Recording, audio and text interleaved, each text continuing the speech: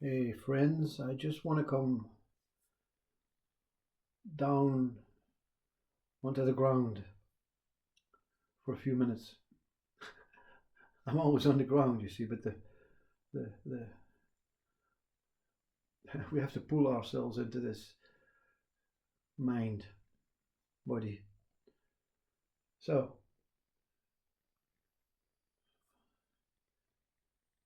we all have our own story to tell. We all have our own journey. We all have our own consciousness, our own soul, our own spirit, our own path.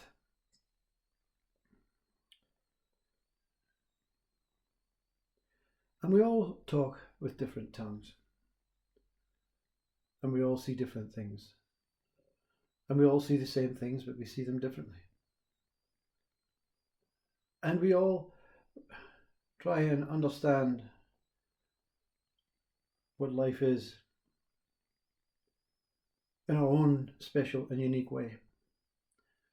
And we all sometimes feel how we need a hand, we need to be supported, we need to join some group or some faith or some, satsang or some hall or some class at university to get a degree to understand something that may help me in my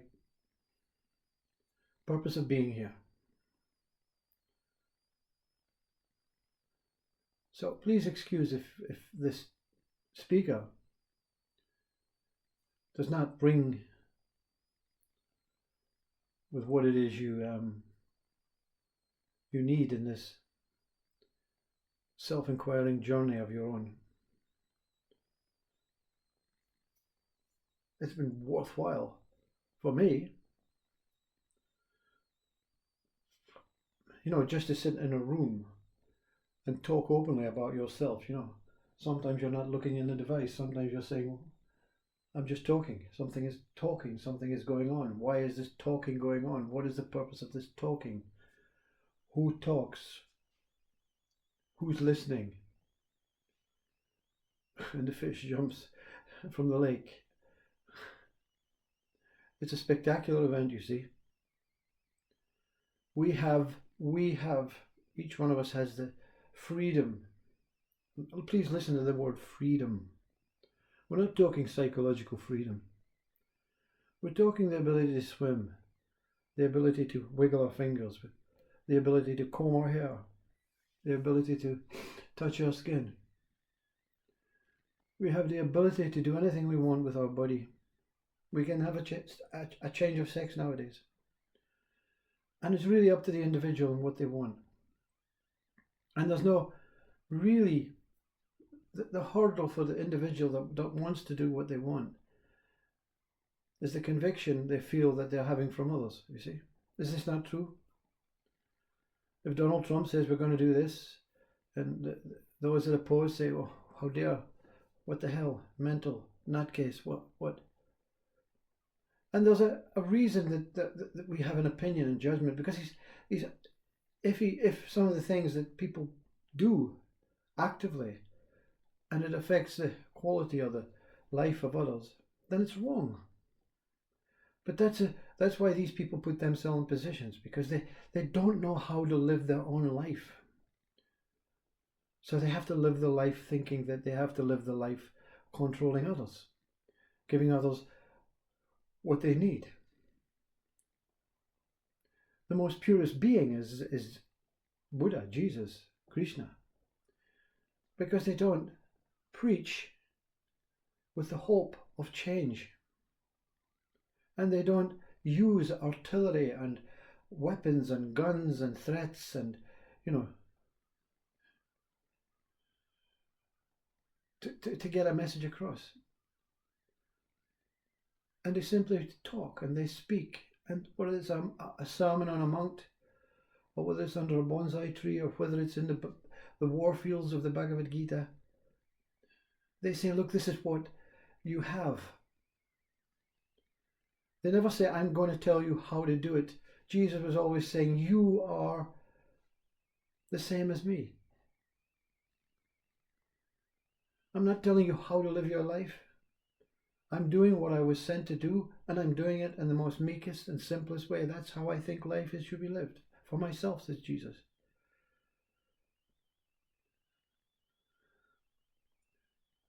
You see, my greatest memory is when I was a son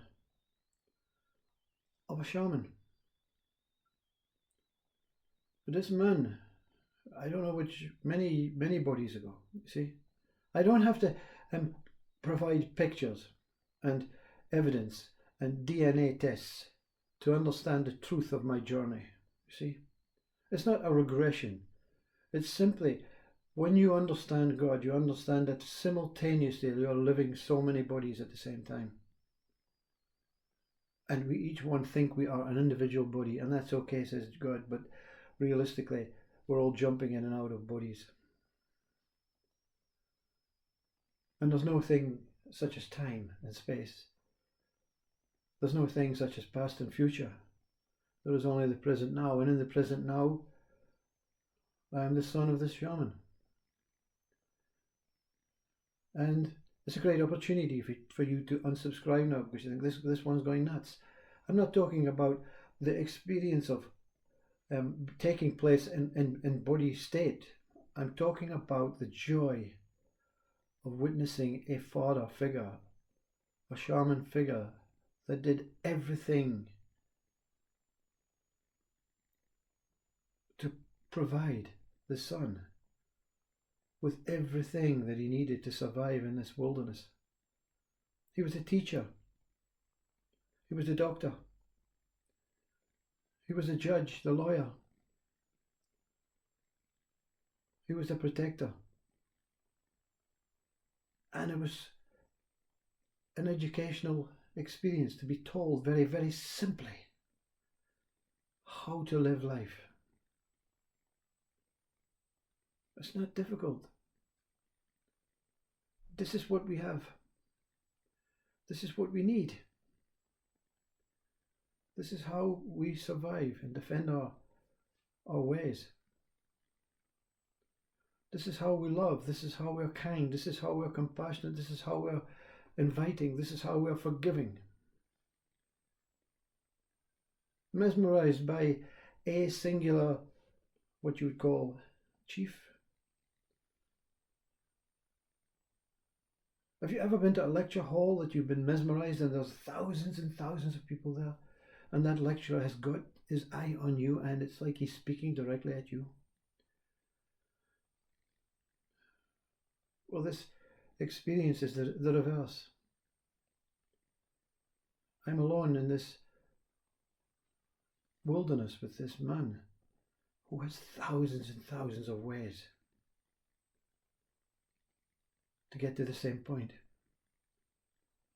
To get to the same point that I believe in you, son. If you listen carefully,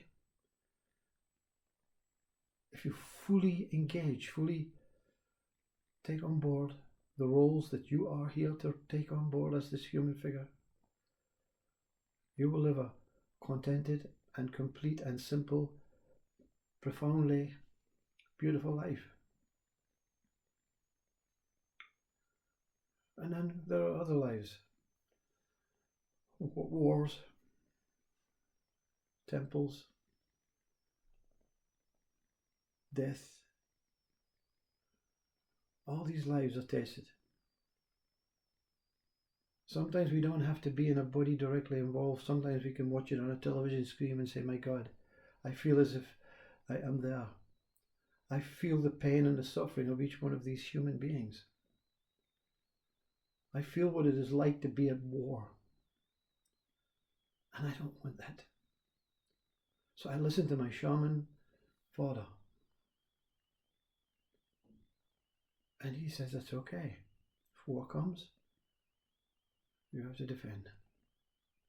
But war will not come while you keep yourself to yourself and live this simple life. You will not be the creator of the war. You will not experience the beginning of the war. You will not endure war times. and you will not experience the end of the war, and you will not experience overcoming the war. It's a war itself to be a human. But we have to make this war very, very straightforward and simple. I'm here teaching you, son, through love, through respect, through adoration. You may not have a name like Jesus, but you are the most important thing. I gave birth to you.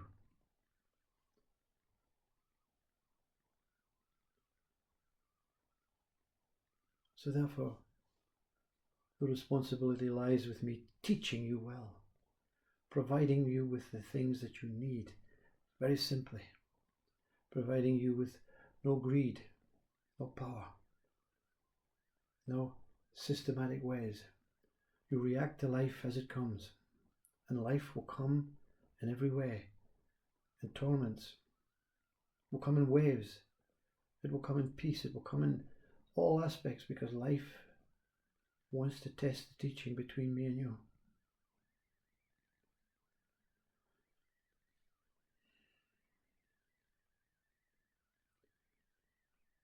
Was I a good father to my children? No.